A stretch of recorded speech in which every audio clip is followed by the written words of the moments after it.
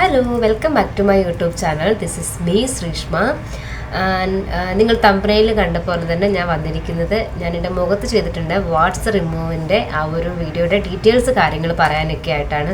എൻ്റെ ആ ഒരു ഷോർട്ട് വീഡിയോയ്ക്ക് അത്യാവശ്യം ഒരു 3 മില്യൺ വ്യൂസ് എനിക്ക് കിട്ടിയിട്ടുണ്ട്. അതിലുപരി അതിന് താഴെ ഒരുപാട് ക്വസ്റ്റ്യൻസ് വന്നിട്ടുണ്ട്. അത് എവിടെയാണ് ചെയ്തത്, എങ്ങനെയാണ് ചെയ്തത്, ചെയ്തിട്ട് എങ്ങനെയുണ്ട്, സൈഡ് എഫക്റ്റ് ഉണ്ടോ, അതുപോലെ എന്തെങ്കിലും പെയിൻ ആണോ, അങ്ങനെ ഒത്തിരി ക്വസ്റ്റ്യൻസ് വന്നിട്ടുണ്ടായിരുന്നു. അപ്പം അതിനെപ്പറ്റി ഡീറ്റെയിൽസ് ആയിട്ട് ഞാൻ ചെയ്തിട്ട് എങ്ങനെയുണ്ട്, അത് എവിടെയാണ് ചെയ്തതെന്നൊക്കെ ഒന്ന് നിങ്ങളുമായിട്ട് ഷെയർ ചെയ്യാമെന്ന് കരുതിയാണ് ഈ ഒരു വീഡിയോ ചെയ്യുന്നത്.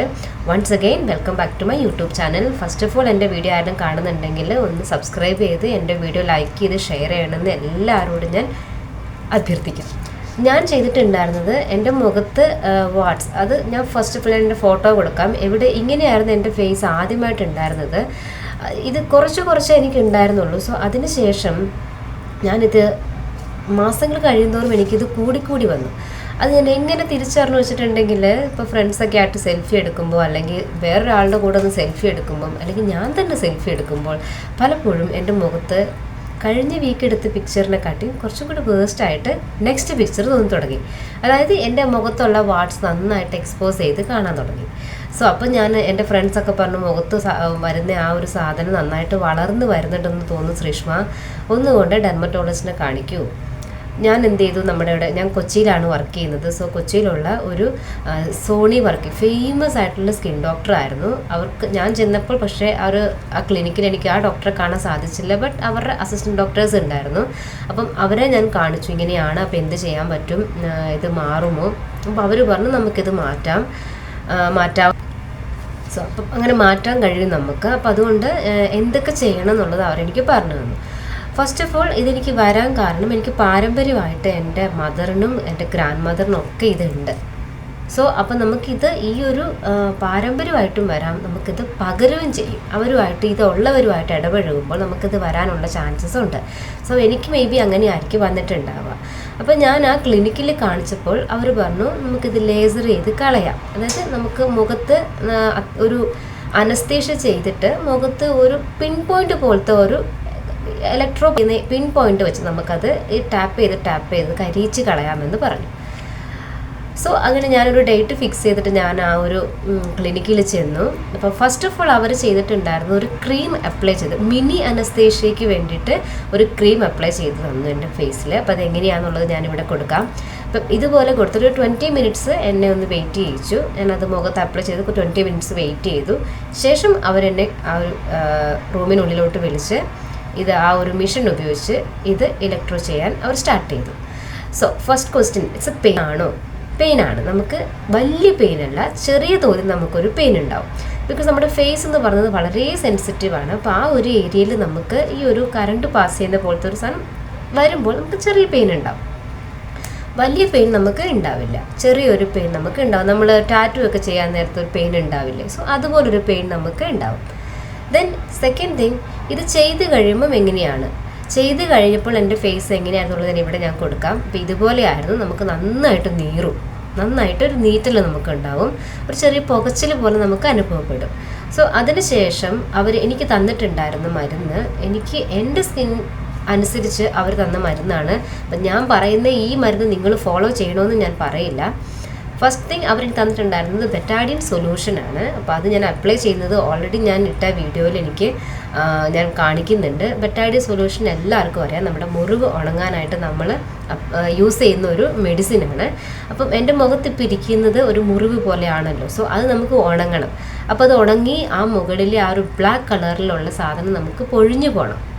ആ വീഡിയോയിൽ ഞാൻ കാണിക്കുന്നുണ്ട്. എനിക്കത് ഞാൻ ഒന്നുകൂടെ കാണിക്കാം. ആ വീഡിയോക്കകത്ത് ആ ബ്ലാക്ക് സ്പോട്ട് ഈ ബെറ്റാഡി സൊല്യൂഷൻ യൂസ് ചെയ്യുമ്പം അത് ഉണങ്ങി അത് പറഞ്ഞു പോകും. അതിന് ശേഷം ഉണ്ടാകുന്നത് ഒരു വൈറ്റ് ഡോട്ട് ആയിരിക്കും. അതും ഞാനിവിടെ കാണിക്കാം. ഇതുപോലെ ആയിരിക്കും. അത് മാറാനായിട്ട് എനിക്ക് അവർ തന്നിട്ടുണ്ടായിരുന്നത് ലാക്ടോകലാമിൻ ലോഷനാണ് ഞാൻ യൂസ് ചെയ്തിട്ടുണ്ടായിരുന്നത്. അത് നൈറ്റ് ഞാൻ കിടക്കാൻ നേരം മുഖം ഒന്ന് കഴുകി ഒരുപാട് ഡ്രൈ ആക്കാതെ അത് ആ ഒരു ചെറിയ നനവിൽ അത് ഞാൻ നന്നായിട്ട് മുഖത്ത് എല്ലായിടത്തും അപ്ലൈ ചെയ്ത് കൊടുത്തിട്ടാണ് കിടന്നിട്ടുണ്ടായിരുന്നത്. അങ്ങനെയാണ് ആ ഒരു പാട് ഞാൻ മായ്ച്ചത്. ഉണ്ടാകുമോ സൈഡ് എഫക്റ്റ്, നമ്മൾ ഡോക്ടേഴ്സ് പറഞ്ഞ പ്രകാരം ഫോളോ ചെയ്തിട്ടില്ലെങ്കിൽ മേ ബി സൈഡ് എഫക്റ്റ് ഉണ്ടാവാം.